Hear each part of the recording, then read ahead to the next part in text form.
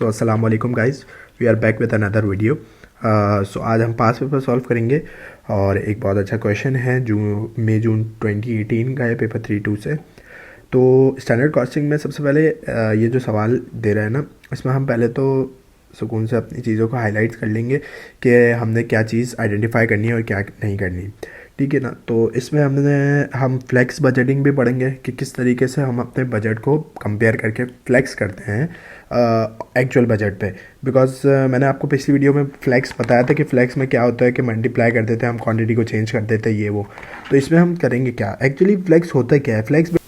Flex budgeting ये चीज़ होती है जिसमें हम अपने यूनिट्स, एक्चुअल यूनिट्स और स्टैंडर्ड यूनिट्स के बीच में कंपैरिजन करते हैं। लाइक इस सवाल में जैसे हमें कह रहा है कि 3 मीटर की एक टेबल, 3 मीटर लगता है एक टेबल बनाने में, और हमने सोचा था कि 5000 टेबल्स बनाएंगे, but now we have make 4800 tables, ठीक है ना। तो हमारी एक्सपेक्टेशंस के हिसाब से हमारी टेबल्स कम हो गई, तो हम अपने सारे डेटा को, अपनी सारी कॉस्ट को कंपेयर करने के लिए उसको 4800 पे चेंज करेंगे, और ये हम बजटेड डेटा दिया हुआ है।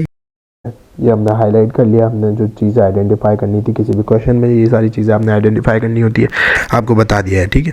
अब वो कह रहा है कि हमने सबसे पहले जो काम करना है ना, फ्लेक्स का काम करना है। सर अभी तक तो आपने फ्लेक्स का कोई काम ही नहीं बताया था। चलो बेटा, फ्लेक्स का काम ये होता है कि पहले तो आपने ना सवाल के साइड में ही फ्लेक्स निकाल लेना है।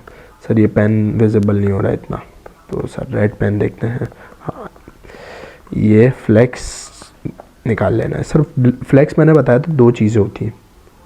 क्या, कौन कौन सी 2 चीज़ें होती है? सर पहली चीज़ होती है हमारे पास स्टैंडर्ड क्वांटिटी, और सर दूसरी चीज़ होती है हमारे पास स्टैंडर्ड आवर्स। सर 2 चीज़ें फ्लेक्स होती है, स्टैंडर्ड क्वांटिटी और स्टैंडर्ड आवर्स। सर अब स्टैंडर्ड क्वांटिटी क्या है हम देखेंगे, कैसे पता कर सकते हैं। सर वो कह रहे हैं 3 मीटर्स ऑफ वुड एट $80 पर मीटर, कि 1 मीटर मतलब 3 मीटर लगते हैं और $1 मीटर की कॉस्ट है 80, ठीक है। तो सर ये तो कॉस्ट आ गई, स्टैंडर्ड प्राइस आ गई। स्टैंडर्ड क्वांटिटी है सर हमारे पास 3 मीटर। अब 3 मीटर में हम लगाते हैं एक यूनिट बनाने में हमारे पास कहते हैं कि एक टेबल बनाने में हमारे पास 3 मीटर लग रहे हैं, तो 5000 टेबल का तो हमें पता चल जाएगा। लेकिन हमें निकालनी है कौन सी, स्टैंडर्ड फ्लेक्स निकालनी है। ये निकालने के लिए हम क्या करेंगे कि 3 मीटर एक उस पर लग रहा है, हम क्या करेंगे कि 3 को मल्टीप्लाई कर देंगे 4800 से। मतलब जो एक्चुअल प्रोडक्शन है, हमारी एक्चुअल प्रोडक्शन कितने की हो रही है, 4800 की हो रही है। और जो हमारा हमने एज्यूम करा था कि 3 मीटर लगेगा, अगर हम उसको 5000 से मल्टीप्लाई करें तो वो आ जाता है कुछ 15000, ठीक है। ये हमने एज्यूम करा था कि इतना मीटर का लगेगा हमारे पास वुड।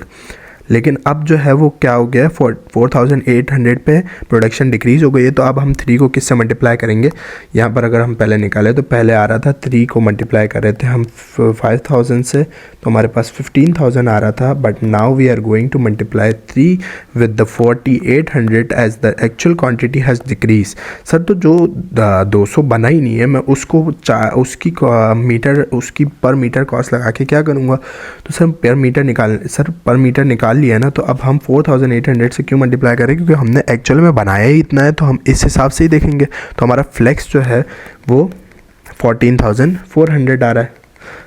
सर ये मतलब ये होता है कि जो हमने बनाया है 5000, तो या तो हम इस 5000 के डेटा को 4800 पे चेंज कर लें, या 4800 वाले को 5000 पे चेंज कर लें। But now according to basic rules of accounting, sir हम जो है वो एक्चुअल पे बात करते हैं ना, तो हम किसको चेंज करेंगे, अभी हम चेंज करेंगे स्टैंडर्ड वाले को। हम इसके सारे डेटा को इस पे चेंज करेंगे ताकि हमारे पास फ्लेक्स आ सके।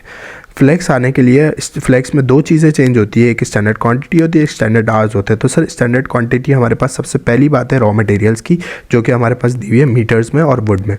तो सर वो हमने निकाल ली 14400। फिर सर हम बात करेंगे डायरेक्ट लेबर की। सर हम यहाँ पर लिख देते हैं कि हमने क्या निकाल लिया, स्टैंडर्ड क्वान्टिटी जो फ्लेक्स हुई हुई है वो 14400। सर अब स्टैंडर्ड आवर्स जो फ्लेक्स करे हुए वो कैसे निकालेंगे, सर इसको लग रहे हैं 12 आवर्स और 1 आवर्स पे लग रहा है $30। तो सर वो अगर 12 आवर्स के हिसाब से बना रहा है एक टेबल को, तो 5000 टेबल तो बना नहीं रहा है। अब कितनी बना रहा है, 4800। तो 4800 को 12 से मल्टीप्लाई करेंगे तो कितना आ जाएगा सर, मल्टीप्लाई करके देख लेते हैं। 12 × 4800 दैट इज़ इक्वल टू 57,600। तो 12 × 4800 कर देंगे तो वो हमारे पास कितना आ रहा है, 57,600। सर ये आ गया 57,600। सर और कुछ तो नहीं दिया हुआ है सर, वो दिया हुआ है फिक्स प्रोडक्शन, वो देख लेंगे सर बाद में। सर अभी हम पहले ये 2 चीज़ें देखते हैं सर, इसके भी हमारे पास ये दिया हुआ है। अब सब हमने फ्लैक्स कर लिए 2 चीज़ें, सही सर। अब वो कह रहा है फिक्स प्रोडक्शन, फिक्स प्रोडक्शन में कह रहा है ओवरहेड $10 पर direct labour R. Direct labour R पे $10 आप लगा रहे हो। सर डायरेक्ट लेबर आर्स कितने हैं, हमने जो फ्लेक्स वाले निकाले हैं उस पे अगर देखा जाए तो वो कितने आए थे हमारे पास 57,600 आए। और लेकिन अगर हम वो वाले देखें जो हमारे पास है, तो 12 को हम किससे 5,000 से मल्टीप्लाई करेंगे तो हमारे पास बजटेड कितने थे 60,000। तो 60,000 को अगर हम 10 से मल्टीप्लाई करें तो हमारे पास फिक्स ओवरहेड आ रही है 6 लाख के करीब। ठीक है सर। तो अब हमने ये देखना है कि कितनी हमारे पास फिक्स ओवरहेड, जो बजटेड फिक्स ओवरहेड है वो 6 लाख है, जो हम यहाँ पर लिख लेते हैं अपने पास कि हम बाद में भूले नहीं। जब बाद में सर सवाल आगे कंटिन्यू करेंगे तो हम ये चीज़ देखेंगे कि क्या है, सही सर। और फ्लेक्स वाली अगर हम देखें तो फ्लेक्स वाली ओवरहेड कॉस्ट कितनी है सर, यहाँ पर लिख लेते हैं कि बजटेड फिक्स कॉस्ट कितनी है। बजटेड फिक्स कॉस्ट है हमारे पास 6 लाख। फ्लेक्स वाली कॉस्ट कितनी है, फ्लेक्स फिक्स कॉस्ट है हमारे पास, कैसे निकालेंगे सर, $10 पर डायरेक्ट लेबर चार्ज कर रहे हैं और फ्लेक्स वाले आवर्स कितने हैं 57,600। तो हम क्या करेंगे 57,600 को 10 से मल्टीप्लाई कर देंगे तो हमारे पास आ गई फ्लेक्स वाली 57,600, सही है सर, 6,000 सॉरी। और फिर सर हमारे पास एक्चुअल वाली फ़िक्स कॉस्ट कितनी है, एक्चुअल वाली फ़िक्स कॉस्ट ये दी हुई है 57,9,600। तो सर 57,9,600 ये हमारे पास एक्चुअल वाली आ गई। सर ये हमारा हो गया, तीनों कॉस्टेस निकाल ली। सर अब आगे देखेंगे क्या करना है हमने। सर पहले तो सवाल की रिक्वायरमेंट देखते हैं। पहले सवाल क्या कह रहा है, सवाल कह रहा है sir state 2 limitations of a standard costing system. Sir very simple और वेरी इजी क्वेश्चन है। तो सर इसको देखने के लिए हमें एक सर स्टैंडर्ड कॉस्टिंग सिस्टम के 2 डिसएडवांटेजेस बताने जो कि बहुत सिंपल है। तो हम अपने आंसर की राइटिंग स्टार्ट करते हैं। आंसर और कौन सा पार्ट है, पार्ट ए। पार्ट ए में वो कह रहा है कि 2 लिमिटेशंस बताओ। तो एक लिमिटेशन हम ये लिख सकते हैं कि भाई स्टैंडर्ड कॉस्टिंग सिस्टम जो होता है उसके लिए हमें क्या करना चाहिए होता है, उसके लिए हमें चाहिए होती है एक प्रॉपर बॉडी जो हमारी कॉस्ट को पहले एस्टिमेट करे, पहले बजटेड कॉस्ट निकाले, फिर उसको एक्चुअल कॉस्ट से कंपेयर करे।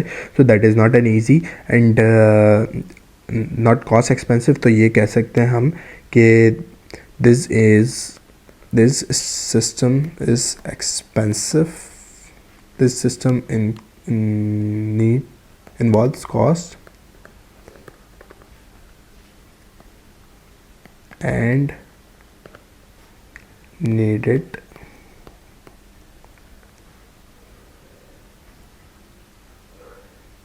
time to maintain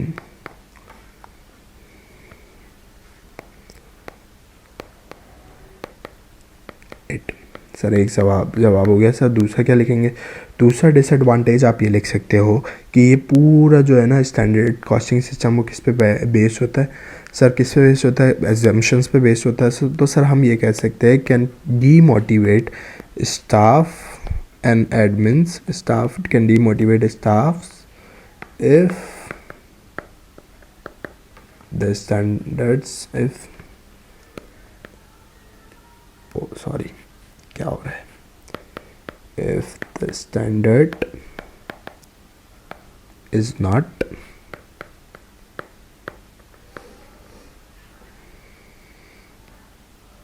up to marks लिख देते हैं, चलें ठीक है।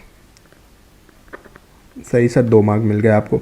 सर दूसरा पार्ट क्या कह रहा है, दूसरा पार्ट कह रहा है सर कि आपने पहले क्या निकालना है, डायरेक्ट मटेरियल प्राइस और फिर डायरेक्ट मटेरियल यूसेज। सर मैंने आपको पिछली क्लास में एक फॉर्मूलाज की लिस्ट दी थी, लिस्ट अभी इस वीडियो के नीचे भी होगा PDF में। लेकिन ये क्या कह रहा है कि सर आपने जो है ना वो डायरेक्ट मटेरियल प्राइस कैसे निकालना है। सर डायरेक्ट मटेरियल प्राइस निकालने का एक बहुत अच्छा मैंने आपको तरीका बताया क्या था कि प्राइस वेरिएंस की बात हो रही है यहाँ पर। डायरेक्ट मटेरियल मतलब प्राइस वेरिएंस, वहाँ पर हमने प्राइस वेरिएंस के नाम से पढ़ रहा था। तो सर हम क्या करेंगे कि प्राइस वेरिएंस की बात हो रही है तो हम इसमें पहले एक ब्रैकेट बना लेंगे और उसमें हम स्टैंडर्ड प्राइस में से एक्चुअल प्राइस माइनस कर देंगे and then we are going to apply it on actual quantity.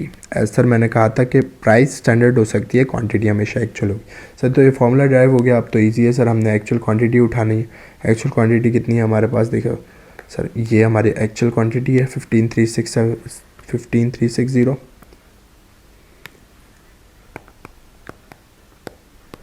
And sir हमारी स्टैंडर्ड प्राइस जो है वो कितनी है, हमारे पास स्टैंडर्ड प्राइस है वो हमारे पास है 80. और एक्चुअल प्राइस निकालेंगे कैसे सर, इस एक्चुअल प्राइस में हम जो टोटल कॉस्ट है उसको डिवाइड कर देंगे हम सिंपली सर टोटल मटेरियल से, जो कि हमारे पास कितना है 1190400 को हम डिवाइड कर देंगे किससे, हमारे पास 15360 से. तो सर हमारे पास कितनी कॉस्ट आ गई, 77.5 उसकी आ गई और 80 उसकी आ गई.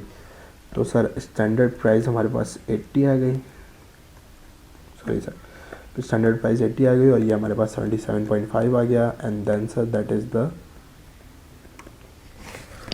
Calculation based question. सर तो हमने क्या करना है, कैलकुलेटर में सिंपली वैल्यूज पुट करनी है और हमारे पास आंसर जो है वो सामने आ जाएगा, दैट इज़ 38,400 इन फेवरेबल.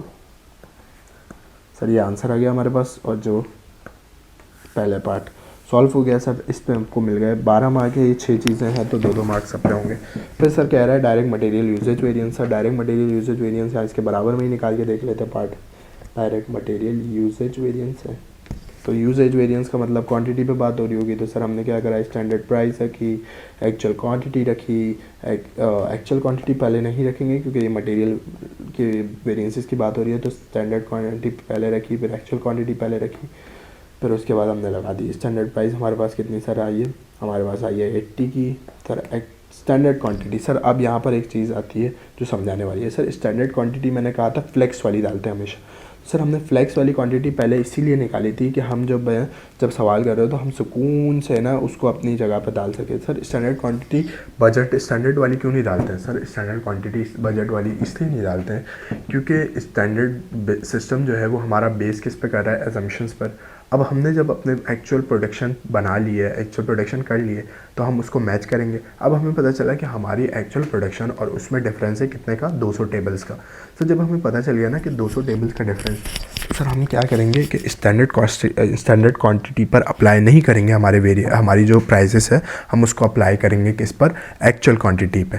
तो हम सारा डेटा को एक्चुअल पे शिफ्ट करेंगे ताकि हमारा जो डिफरेंस है वो भी आराम से आ सके. तो एक्चुअल पे शिफ्ट करते हुए हमने फ्लेक्स क्वांटिटी निकाली थी और फ्लेक्स क्वांटिटी हमारे पास थी 14,400. ओ सॉरी, तो हाईलाइटेड पेन से लिखने लग गया मैं. 14,400 और एक्चुअल क्वांटिटी हमारे पास थी 15,360. सर अब फिर वापस कैलकुलेटर का काम है, आपने कैलकुलेटर में पुट अप करना है and then you will get the answer, that is 15,360 negative, oh my god, that is 76,800. Sir ये आ रहा है हमारे पास एडवर्स में, मतलब नेगेटिव में आंसर आ रहा है. सर अब ये दोनों चीज़ें आ गई. सर एक तरीका है कि हम अपने आंसर को चेक कर सकते हैं. 2 आंसर्स हैं. अब ये आंसर्स कैसे चेक हो सकते हैं, सर हमने देखना है कि हमारे दोनों आंसर्स में क्या है, एक फेवरेबल है और एक ये है. हमने सर इन दोनों को ऐड कर देना है. सर हमने ऐड कर दिया 38,400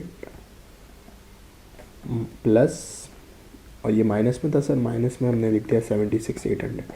तो हमारे पास सर आंसर भी पक्का उसी में आएगा. तो हमारे पास आंसर को जा रहा है 38,400, that is in adverse. Negative में आ रहा है सर क्योंकि ये बड़ी वैल्यू है. सर अब चेक करना है हमने आंसर. सर ये क्या आया, मैंने क्या निकाल लिया सर, ये दोनों को ऐड करके मैंने निकाल लिया total direct material variance. Sir total direct material variance निकाल लिया. सर इसका तो आपने एक फार्मूला बताया था जी बेटा, तो वही फार्मूले को जब आप अप्लाई करोगे ना तो आपको पता चल जाएगा कि आपने सवाल सही करा है या गलत करा. तो सर हमने क्या करना है कि हमने डायरेक्ट मटेरियल वेरिएंस का फार्मूला लिखना है. डायरेक्ट मटेरियल वेरिएंस का फार्मूला हमने याद करना है. वो क्या था, हमने ट्राइंगल बनाया था. यहाँ पे एक ट्राइंगल मैं बना के दिखा देता हूँ, या फिर मैं पीछे चला जाता हूँ. तो वो मैंने यहाँ पर बनाया था, ये रहा. तो सर इसका फार्मूला क्या था, standard price into standard quantity minus actual. तो सर यहाँ पे हमने रख दी हमारी स्टैंडर्ड प्राइस कितनी थी हमारे पास 80 इनटू स्टैंडर्ड क्वांटिटी हमारे पास कितनी है फ्लेक्स वाली 14400। सर एक्चुअल प्राइस कितनी 77.5 और सर एक्चुअल क्वांटिटी हमारे पास कितनी है 15360। सर तो हमने अब निकाल लेना है 80 multiply by 14400 minus 77.5 into 15360। Sir ये आंसर जो आ रहा है वो आ रहा है 38400 इन नेगेटिव। सर हमारा आंसर चेक हो गया। सर मार्किंग स्कीम की ज़रूरत ही नहीं है, हमने तो आंसर ऐसे ही चेक कर लिया।